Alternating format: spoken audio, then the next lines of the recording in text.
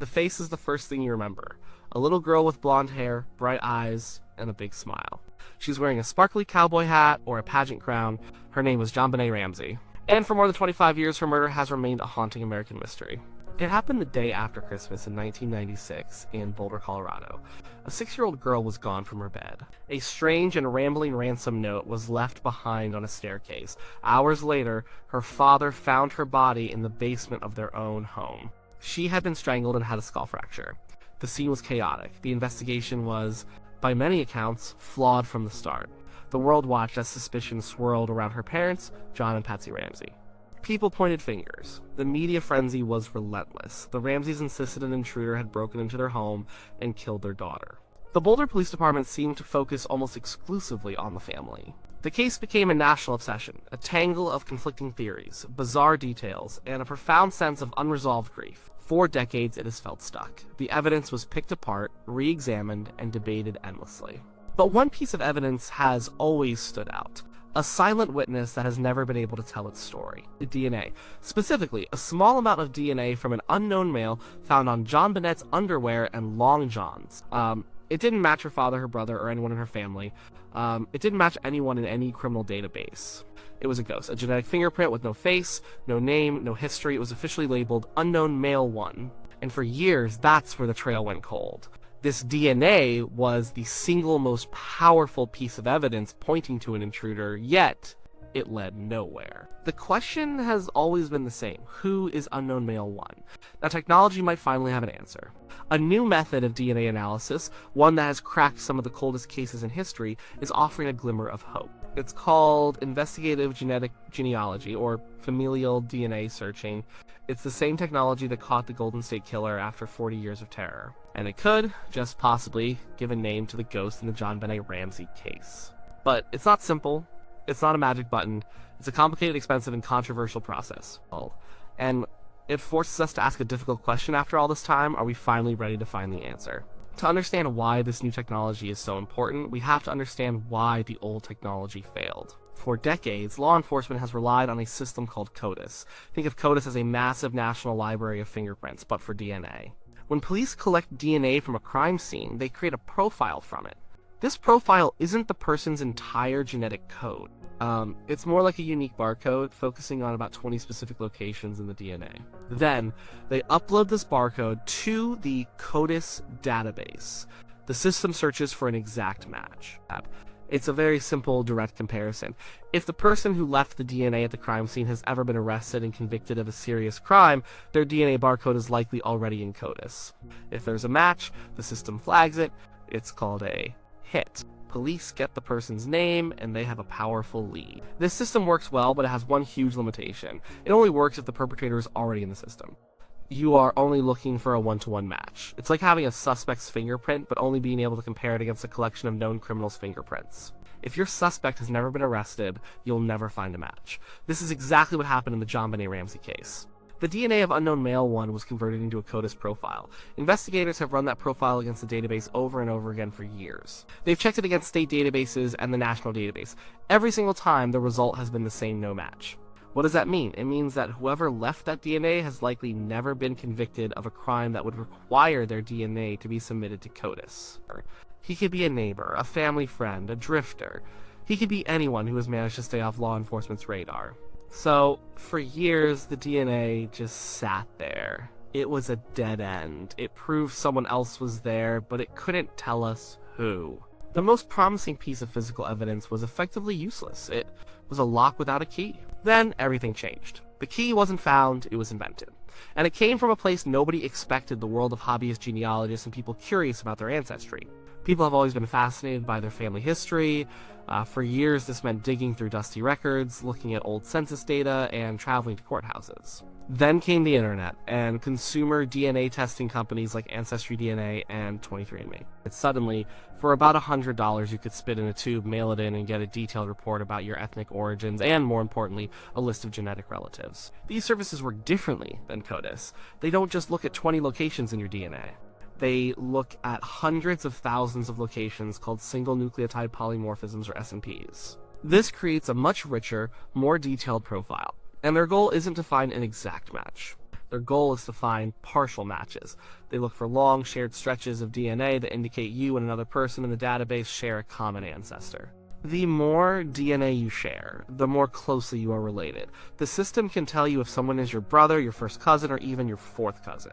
For years, this was just a fun hobby. People found long-lost relatives and built out their family trees. But a few very clever investigators realized this could be used for something else. What if you took the DNA from a cold case, created one of these detailed SNP profiles, and uploaded it to a public genealogy database? You wouldn't be looking for the killer himself. The odds of a serial killer uploading his own DNA to find relatives are pretty low. Instead, you would be looking for his relatives, his second cousin, his great-aunt's grandson, anyone in the database who shares a piece of his genetic code. This is the core idea of investigative genetic genealogy. You're not looking for the needle in the haystack. You're looking for a piece of hay that came from the same stalk as the needle. Once you find a genetic relative, even a distant one, the real work begins. It's a massive, painstaking game of reverse engineering a family.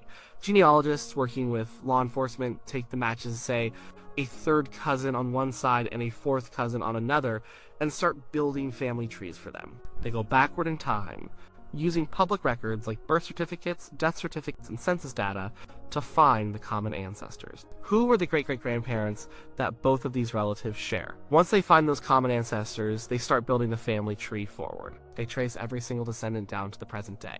This can create a tree with hundreds or even thousands of people. Then, police apply logic to narrow it down. They are looking for a male. He had to be in a certain geographic area at a certain time. He has to be within a certain age range. Slowly, they whittle down the list of possibilities.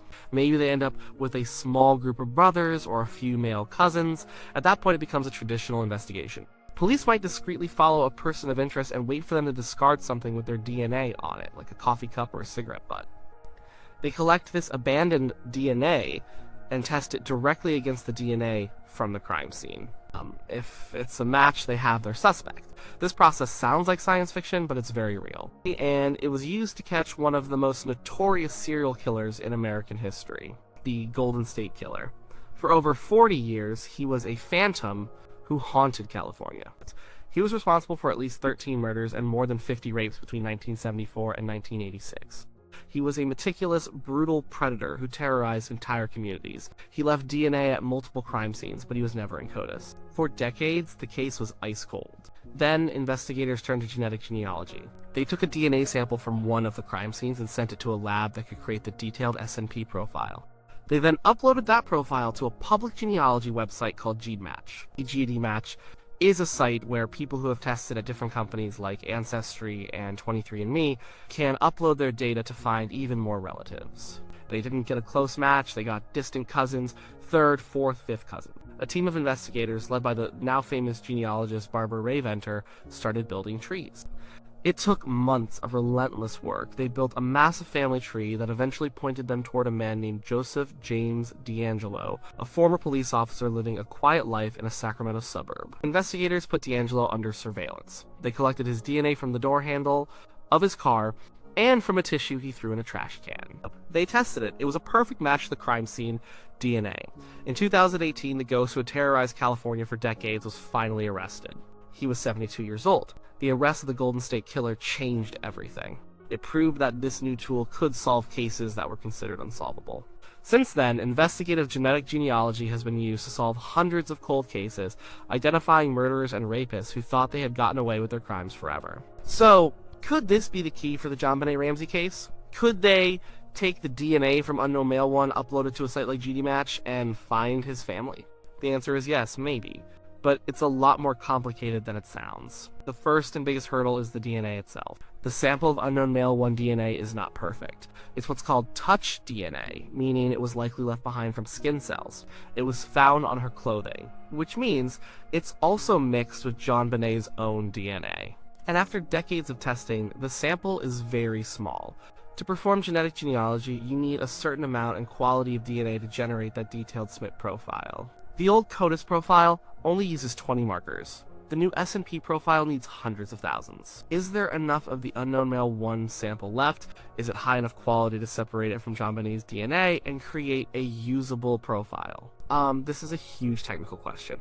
The technology for this kind of analysis is improving all the time. The labs that specialize in this work, like Othram Inc., have developed techniques to work with very small or degraded samples. They have been successful in cases where people thought it was impossible, but there's no guarantee. It's possible they could consume the last remaining bit of the sample and still not get a workable profile. That's a big risk. The second hurdle is not technical, but institutional. The Boulder Police Department has been in charge of this case since 1996. For years, they have been criticized for their handling of the investigation.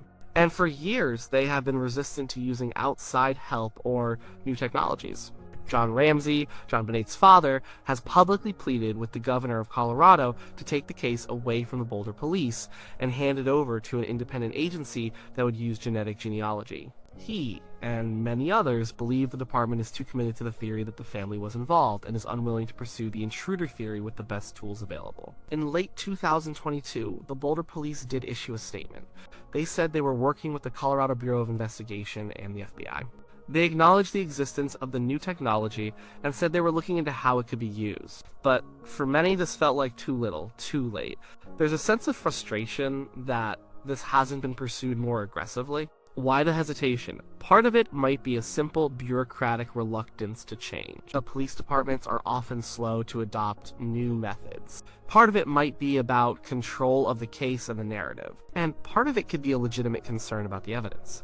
If they believe the DNA isn't from the killer, but from a harmless, incidental source, then pursuing this path would be a waste of time and money. And that brings us to the third hurdle, the meaning of the DNA itself. For this whole endeavor to be worthwhile, the DNA of unknown male 1 has to belong to the killer. What if it doesn't? The DNA was found in multiple locations on her clothes. This makes it less likely to be random contamination, but it's still a possibility. The theory has been floated that the DNA could have come from a factory worker who handled the clothes during manufacturing. If investigators spend hundreds of thousands of dollars and thousands of hours on a genealogical search, only to identify a man who worked in a factory in another country, and never set foot in Colorado, the case would be no closer to being solved. In fact, it might just add another layer of confusion.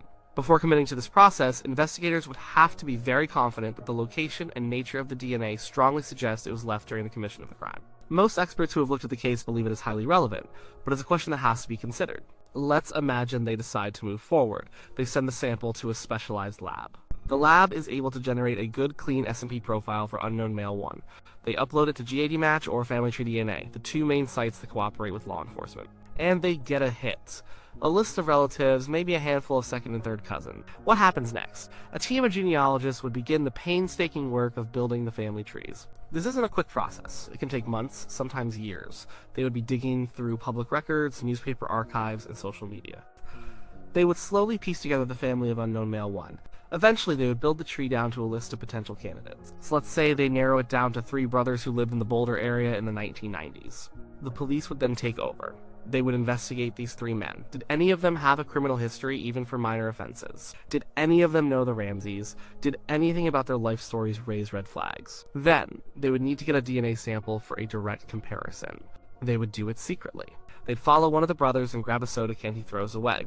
They'd send it to the lab, and they would get the result. There are a few possible outcomes. One outcome is a match. The DNA from the soda can is a perfect match for the DNA of unknown male 1 from the crime scene. In that moment, after more than 25 years, police would have a name.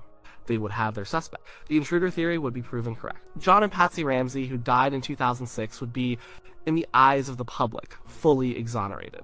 It would be a stunning historic moment. The case would finally move forward. But what if they identify the man and he's already dead? This is a very real possibility.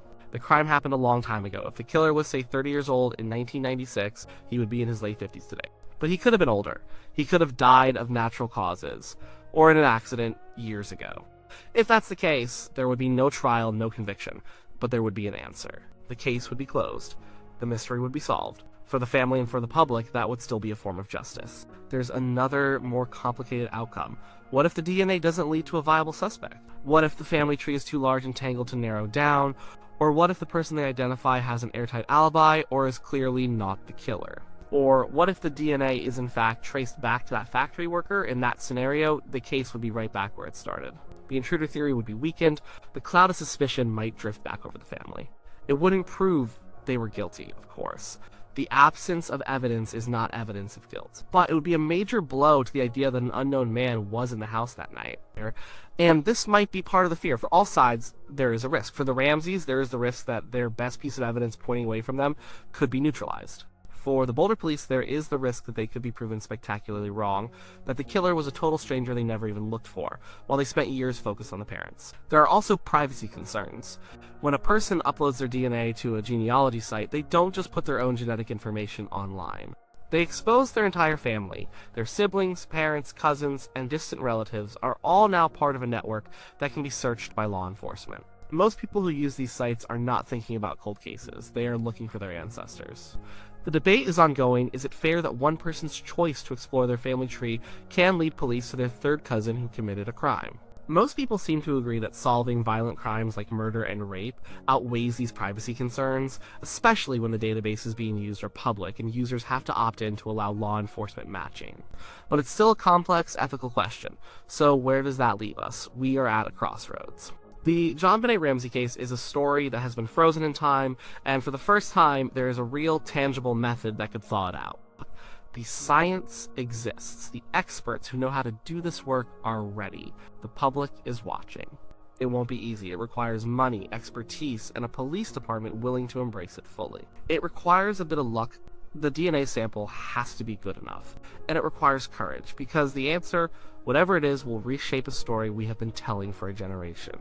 It could confirm our deepest suspicions or shatter them completely, but a 6-year-old girl is still at the heart of this. She never got to grow up, she never got to have a life, her case became a spectacle, a piece of pop culture, a true crime mystery. But it began as a personal, devastating tragedy for a family. For John Ramsey, who is now in his late 70s, it's a race against time. He just wants to know who killed his daughter before he dies. Technology is not a savior. It's a tool. And like any tool, it can only work if someone decides to pick it up and use it. The DNA of unknown male 1 has been silent for a very long time. It's a message in a bottle that washed up on shore decades ago, but no one has had the right key to decipher it. We have that key now.